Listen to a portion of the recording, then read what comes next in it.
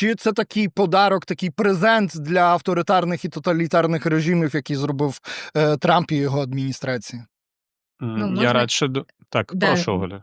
да, я думаю, што можна я пачну адказваць на гэта пытанне, а Дмітро пасля працягне. Скажу так, што калі гэта падарунак, то яны не чакалі такога падарунка.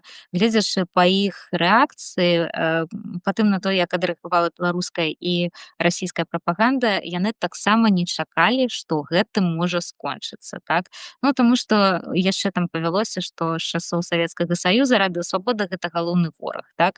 Ну, гэта тое вось, з чым, на што трэба накіраваць асноўнае намаганне, з чым трэба змагацца ў першую чаргу. Калі зараз гэта вось усё рухнула, яны проста, скажем так, самі абалдзелі ад свайго шчасця, так, таму што, ну, яны не маглі гэта зрушыць, так, ніякі КДБ не мог гэта зрушыць, так, а тут фактычна за месяц гэта ўсё рухнула.